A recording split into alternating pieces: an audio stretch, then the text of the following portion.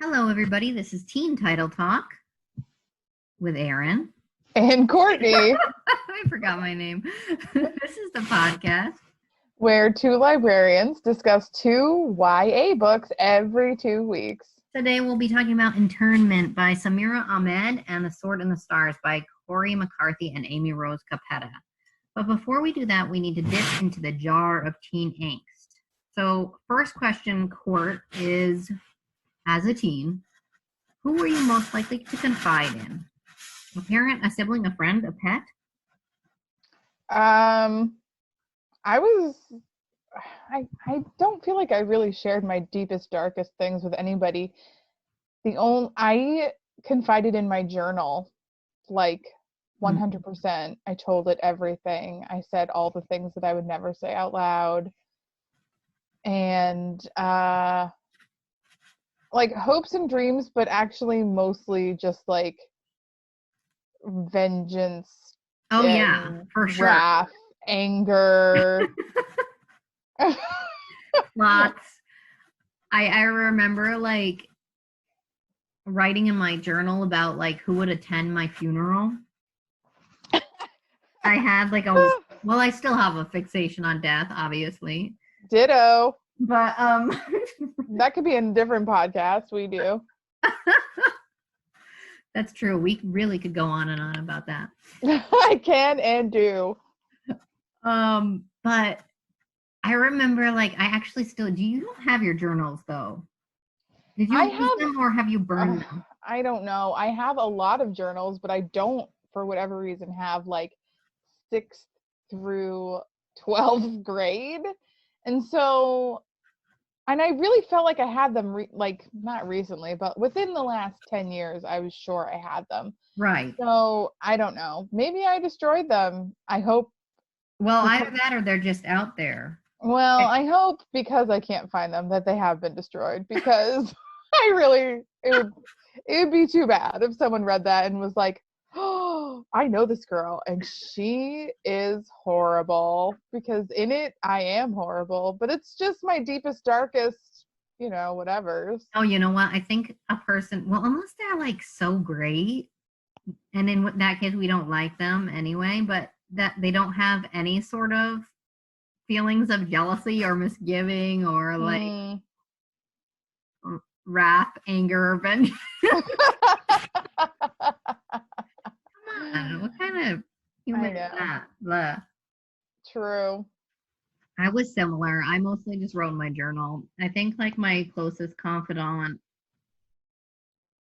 was, probably just my journal.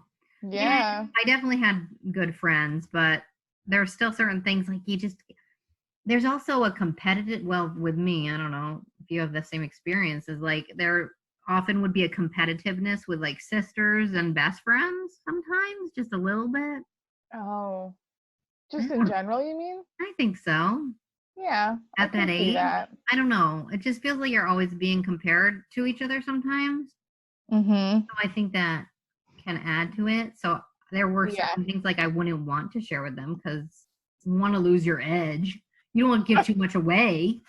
Well, yeah. I mean, I think that's why I had really great best friends, but I didn't tell them things like who I was crushing on or anything like that, because I think I was afraid that they, despite being my best friends, they would somehow like, I don't even know why they would do this, but like sabotage me or like reveal me or something. I don't know. But yeah, I don't know. I don't know if it's rooted in reality or not. I can't imagine it don't is. Travel back there. I don't know. Hey. This is just a silly one. What was your favorite type of gum? Did you do gum? I love gum. I still love gum. I do too. Recently, I got like a pack of like Bubblicious. Yes. Oh, so good. I love like gumballs from the machines at the mall. Yes. That's like my favorite gum. Love it. And I love the ones that are fruit that have little seeds in them. Wait, Do you remember the kind? They weren't really seeds, but they had like almost like a crystal, like almost like a rock candy inside them. Did you have that kind? Oh, look at maybe that. Well, the ones I'm thinking of are like shaped like fruits, and they have like little like balls Oh inside. yeah, those are good. I can't think of one with a rock candy inside. Although I feel like I've had like a bubble yum with like tiny little crystals in it, maybe. Yeah, not the same. This is like a gum ball with stuff inside, and I feel like it was sour. Pop rock type situation. I don't think so. We're gonna Hmm. find them. Well, I would love to try them because I love me a good gumball. Me too. I remember there was wait, who had a gumball machine? I think my sister had a gumball machine at one time, and you could like go Ooh. and put like the change in and get it. I made a gumball machine in 6th grade. Oh my god, that would be so. Wait, you made one? Yeah, it was like tech ed shop class. Oh yeah, yeah. It was fun. It was I like did it too. Not a a gumball mason machine. jar and some little wooden mechanism. It was fun. That's so fun. All right. Can you, last question for teen angst. Can you remember a time you laughed so hard it hurt? And what was so funny? I, I distinctly remember mine. So if you need to you think can for, talk. You can talk first then. okay, I got kicked out of class because of this. Kim Anderson, sorry, I shouldn't have said her full name for real, but who cares? Kim, She's probably not listening. she's never gonna listen to this. And plus she's hilarious and she's amazing. So whatever.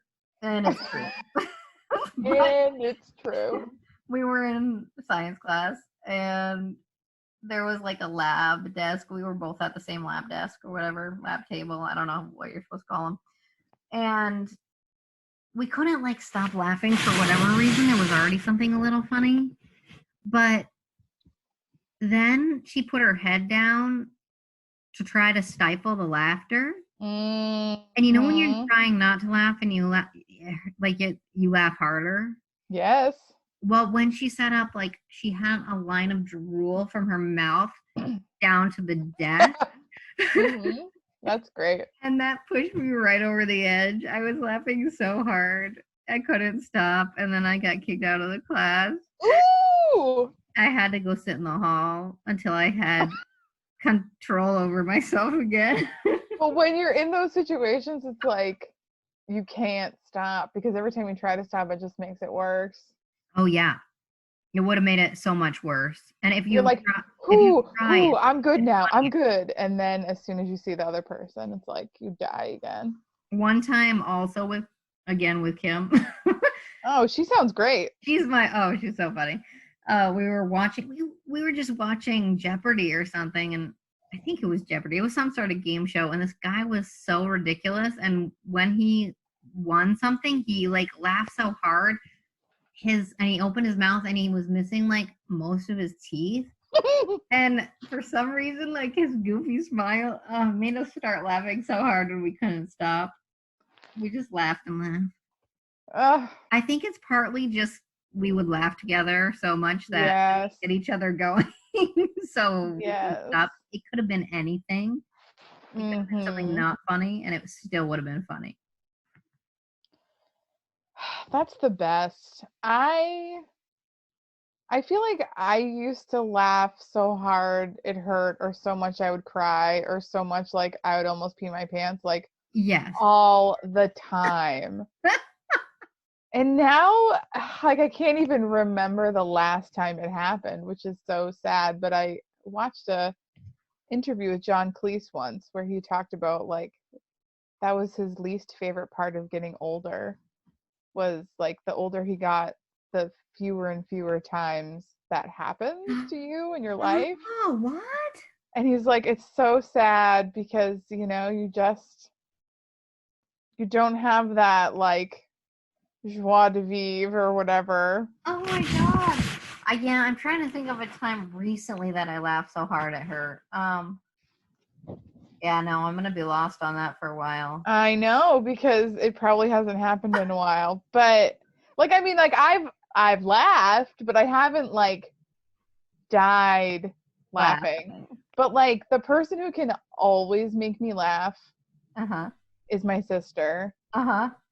she's like, I don't know if she's the funniest person I know, or if it's just together we think each other is super funny, Exactly. so it just helps. Uh-huh. But like, I remember, I'm trying to remember a specific time. I don't even have, I mean, it happens a lot. But we would be like in church, which is Oh yeah. like a place that you're not supposed to laugh. Yep. And then, because we both have a little bit of a mean streak, it would be like someone would sing something in the like choir kind of off or weird, or like someone would say something that sounded a little strange. And then that would be it, because then I think it's Coupling, that British show that calls it the giggle loop. Yep, exactly. Where like you start to laugh and you know you're not supposed to laugh, so you're stifling the laugh, and that makes it so much funnier. And then it like builds to this crescendo of like laughter but holding it in, and then you're just like hiccuping and coughing and guffawing silently. Yes. Yeah, it's really great. Oh my God. Yeah, that's the same way I am with. I think that's why Kim and I would always get in those, because we have the same dynamic. Yes, and sometimes it's so wonderful. I'm smiling thinking about it, because all it takes is a look. Like the other person just has to look at you, and you both recognize that the thing that just happened is so funny to you. And then that's over. It's over for like at least a half an hour. Yes, exactly. Awesome. Yep. All right, well, let's move on to books. Tell me about Internment. So this is switching gears. Yeah, not so funny. No. Not funny at all. So older teen Layla, she's probably like 17, I think they say. She and her family are living in 2016, just after the election of He Who Shall Not Be Named. At least, like, that's how it's treated in the book. You know exactly which president the author is talking about, but she actually never mentions him by name. Okay. And she doesn't have to. She gives quotes.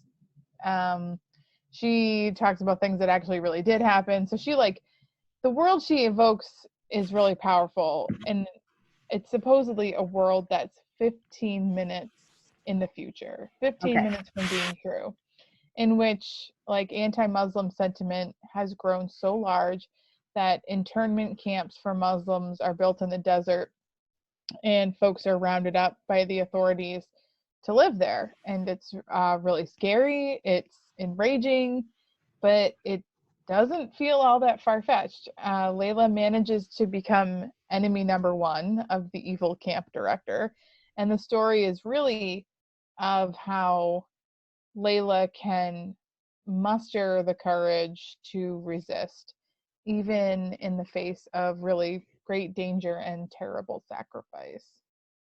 Sounds fascinating. So, and I read The Sword in the Stars by Amy Rose Capetta and Cori McCarthy. I had wanted to read a dystopian, but I didn't bring it home before we actually had to leave the library. And so I had to switch gears a little bit. So you read Once and Future, and we've done a podcast about that, which was the first one in this.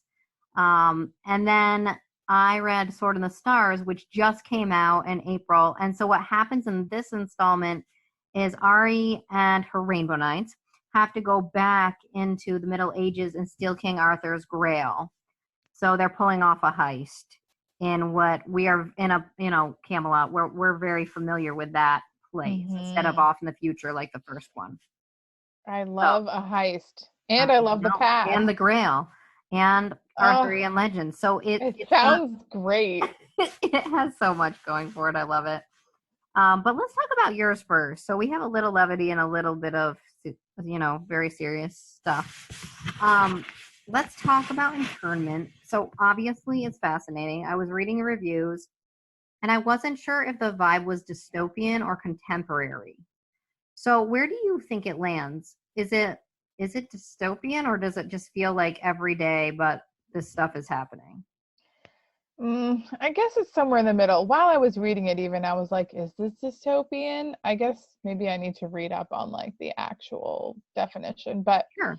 um it is extremely contemporary feeling.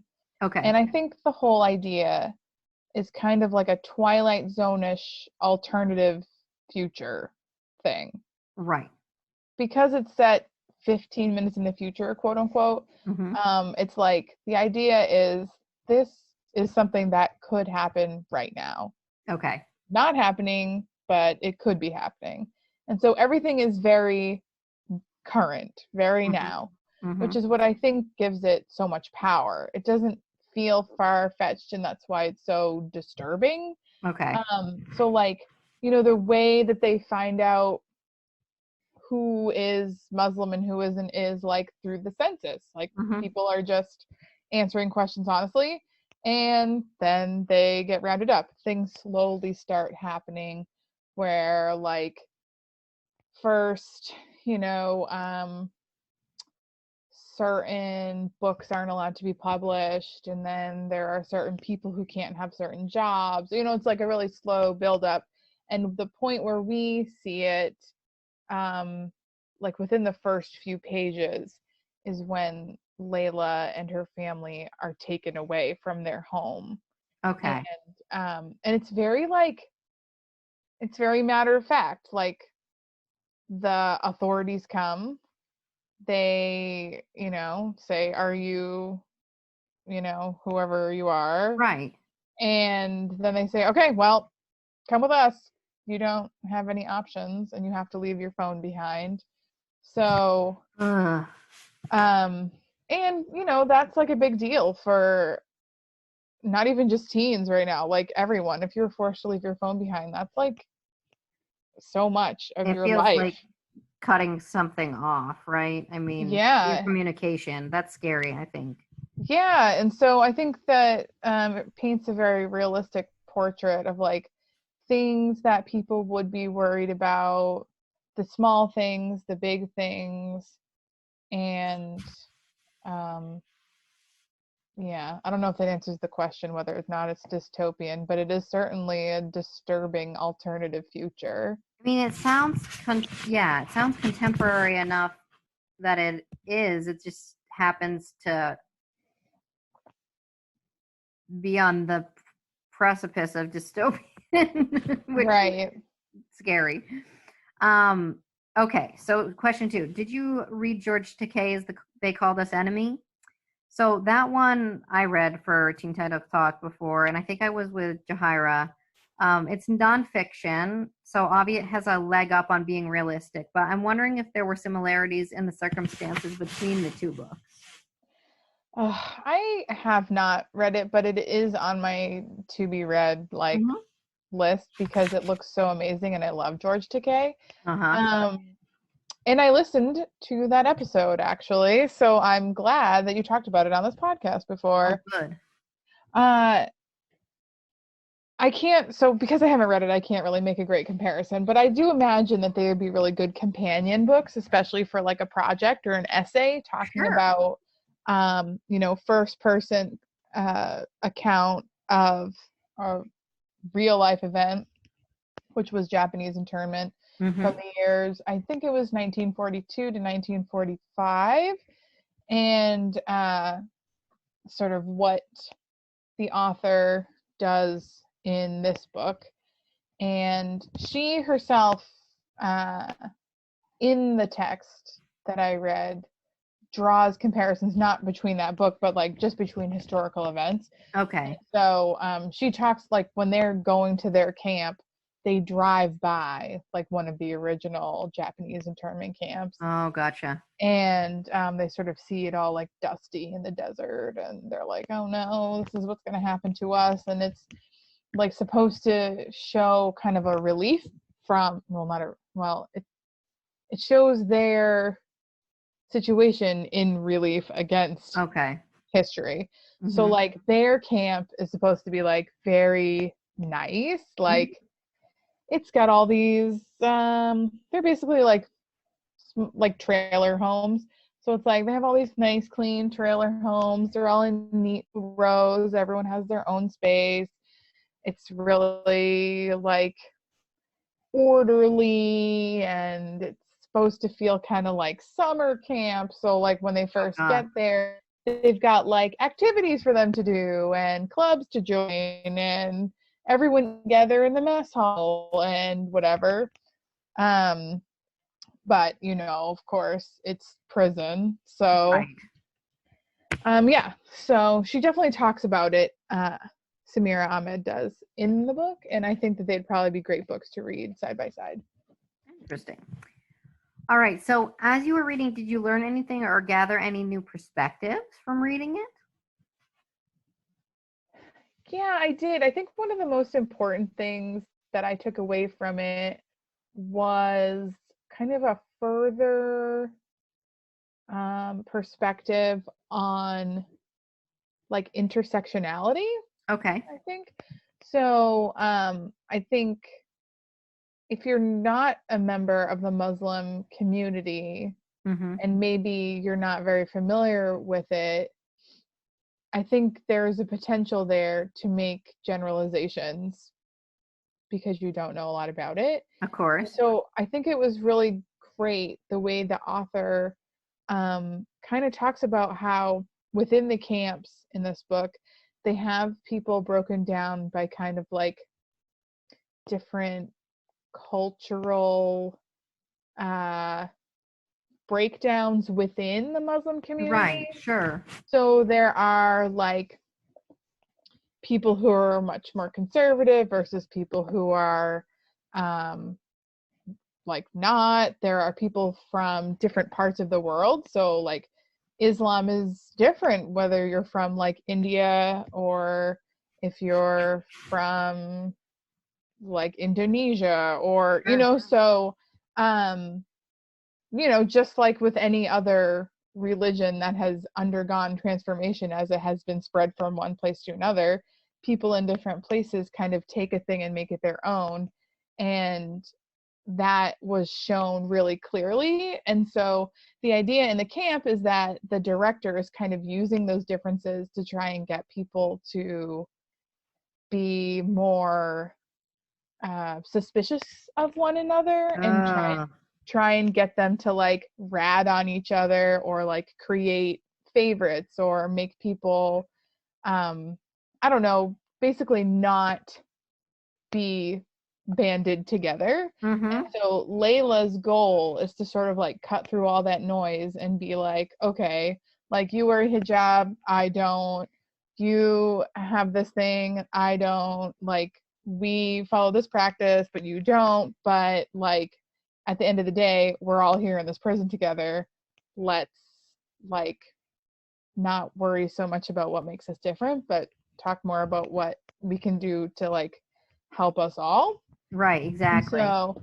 I think that was great because I guess like superficially I knew that there were some differences, but like I had never really thought about it in depth. And so it was great to read more about that stuff, but also just to like really bring home the fact that like we can't get anywhere unless we're including everyone. Right. And so, yeah, I thought that was good. Wow, that sounds cool. So obviously it's an important subject, but as I was scrolling through Goodreads, I saw that you gave it 3 stars, and I know you're a tough critic. So what knocked it down a point or two for you? I think, dang, just got called out in a review. I mean, sometimes you do that. You like it. You're very good at like you stay with the guidelines. You're like, I liked this, 3 stars. Whereas if I liked it, it's like a 5-star book.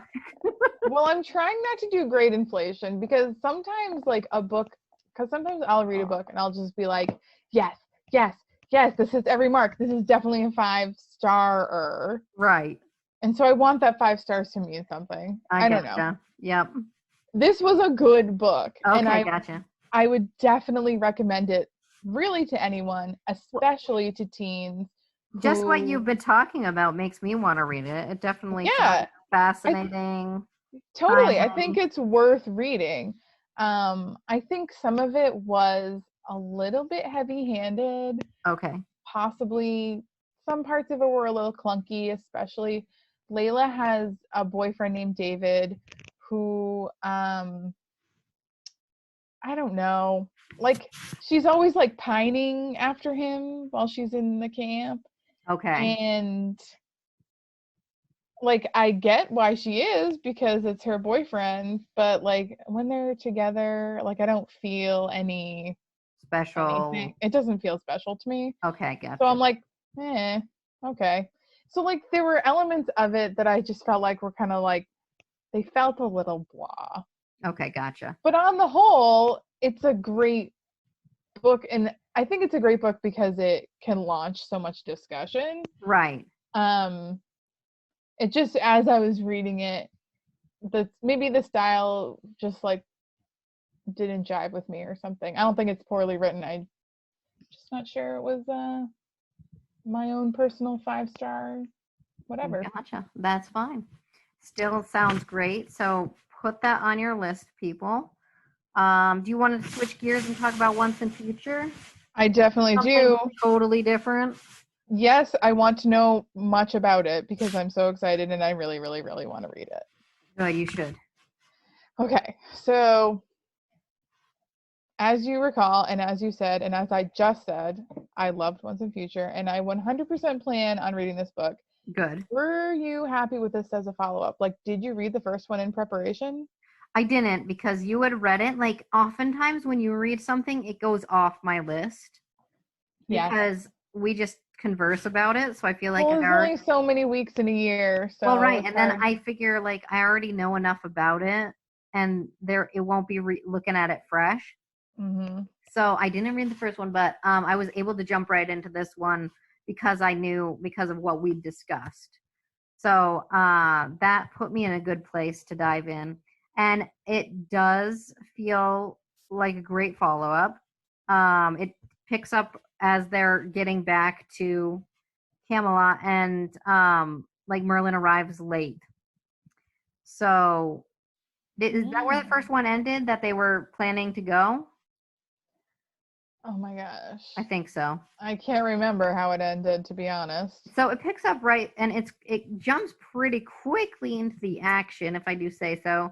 Ooh, I love that. I know, and then it doesn't really relent. Honestly, like it's quite high paced. And I don't believe there will be a third. I think this is the end of this one. No, So right. I know I'm sad, but I do. We had that. We had the event last Thursday, and both Cori and Amy Rose were talking about how they've been sad because they're missing the characters and the world as they move on to other projects. So I know. Successful writers in their other projects. But you know what? Maybe they'll go back to it someday.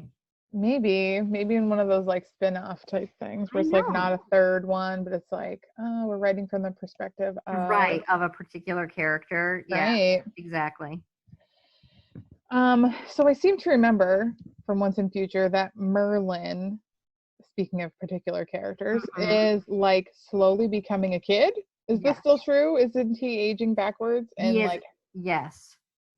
Do they fix that, or does that affect the story? Well, I didn't get all the way to the end, and where I am, they haven't fixed it yet. He's aging backwards, and it's really fun, the dynamic that takes place, because what happens is as he's aging backwards, he's getting to be like right into being a teenager, and he sees old Merlin. Like when he gets back there, he's spots old Merlin, and he's like, oh, how could old Merlin be doing that kind of thing, and this and that, and he actually gets in like a dispute with him. And old Merlin like traps him in a pit. Oh, I love this. Great. So I'm not sure if they fix it, but also I can tell you that the dynamic of seeing both of the Merlins together is pretty awesome. But that goes for all of the different characters. That's true. Yeah. So you get the old, and that's kind of what in Arthurian legend. So it feels very Right. familiar, and then you get the newer version and the dynamic between the two, and then like the old school and new school just in their language is fun as well, and Oh what my their gosh. expectation is of the culture. It's also great. Oh my gosh. I have to read this because it sounds so fun. Wait, but is there any discussion of like time travel? I know this is not one of my prepared questions, but That's like, okay. do I they mean, talk about like how meeting themselves in the past would like mess up yes, time? that is definitely in there, and it is an issue. Great. Because Merlin's like, didn't I tell you? Like, I've gone over this with you. Because he arrives late, so already some damage has been done. No, Merlin, he's always up to something. So, yeah, they do not successfully go about their way very under the radar. I'm just like imagining King Arthur as being like a total jerk. So we'll see how it all pans out. Like, I feel like there's like, I don't know, in my mind, there's like two possible King Arthurs. One, he's like extremely benevolent and Yeah, is also a hunk. And in the other one, it's like he's kind of a jerk who's a little self-obsessed. I So think of him as just kind of. Honestly, I think of him a little tortured. uh, okay. I guess that's a third option. Sorry, there's many options. Well, I'll just have to read it to find out.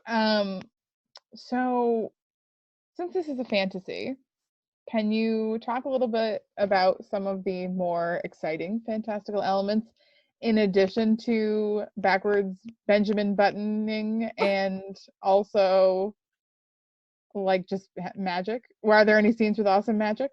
Okay, so first of all, there's a dragon. No. Yes. And as you know, I like a good dragon. And so pretty soon after they arrive, that like apparently old Merlin's conjured a dragon to disrupt some things and slay Lancelot, but Ari stepped in saying that she's Lancelot. And so the dragon, of course, goes after her, and there's this like great big battle with this dragon as Oh, young Merlin is trying to foil old Merlin's magic because old oh my Merlin has set up gosh. this enchantment, right? So it's this fantastic scene, and it immediately reminded me of the animated version of The Sword and the Stone because Oh, yeah. there's just this active, busy little hut that young Merlin goes into, and old Merlin's like set up some magic in there, and there's actually like Mhm. moving pieces of the scene that's taking place outside. And so he has to like take it and destroy it in order for the enchantment to stop.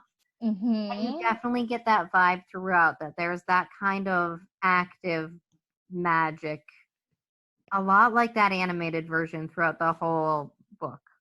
Oh, that's so fun. Also, when I'm imagining old Merlin, that's exactly who I'm imagining.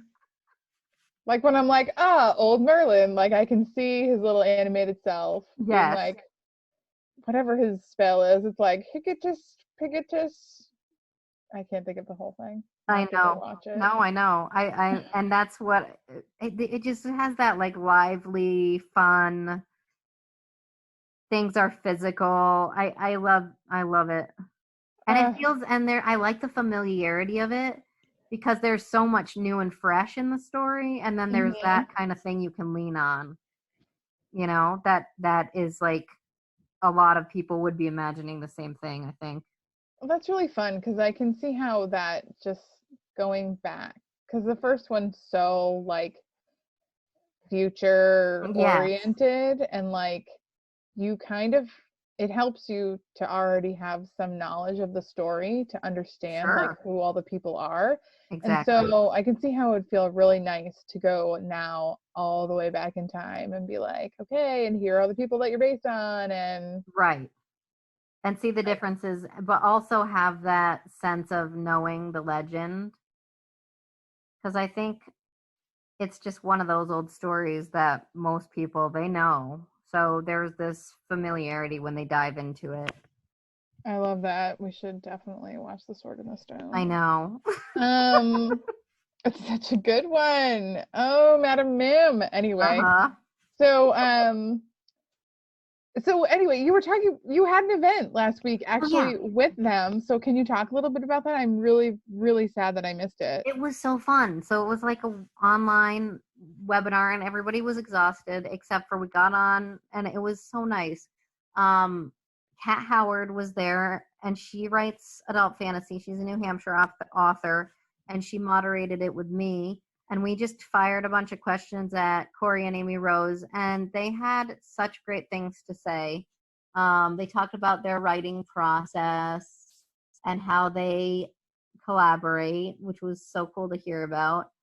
And one of my favorite parts was that as they are just hanging around doing their thing in life, they'll like be working on their dialogue.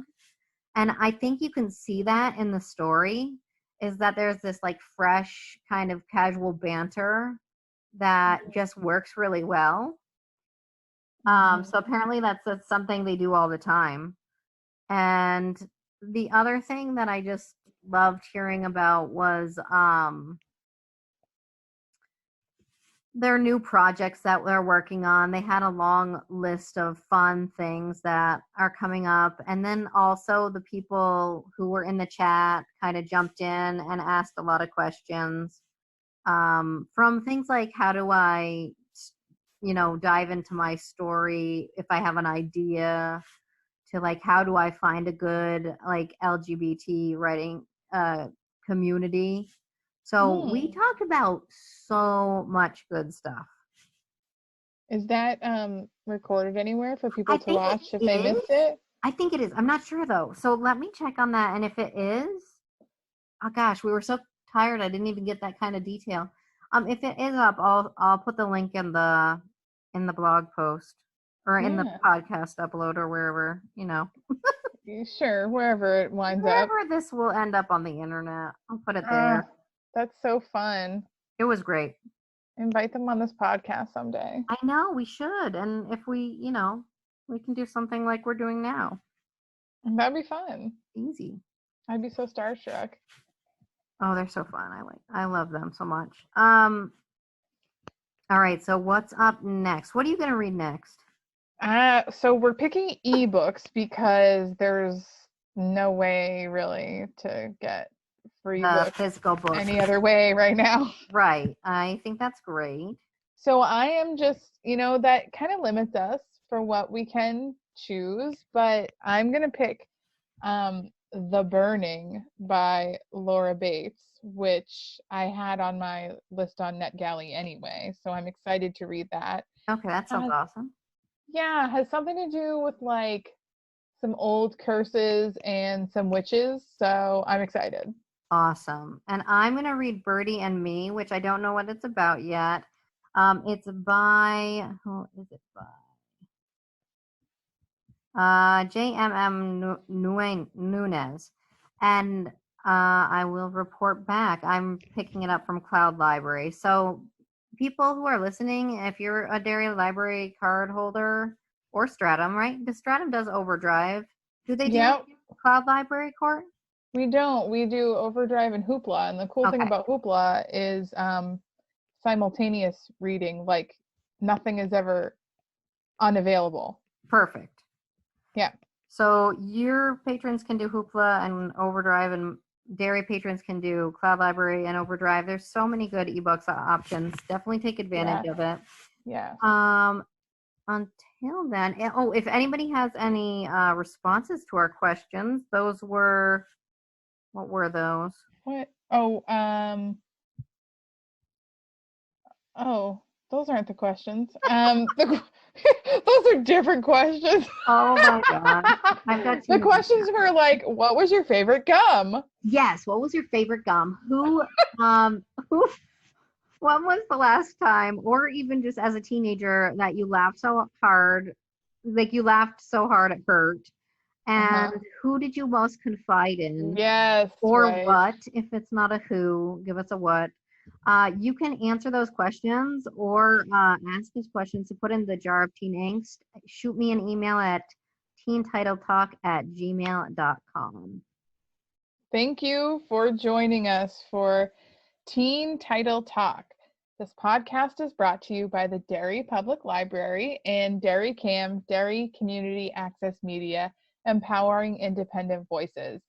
Wherever you are listening, if you enjoy this podcast, please rate and review. Our theme was created and performed by Banded Starling. Until next time. Bye. Bye.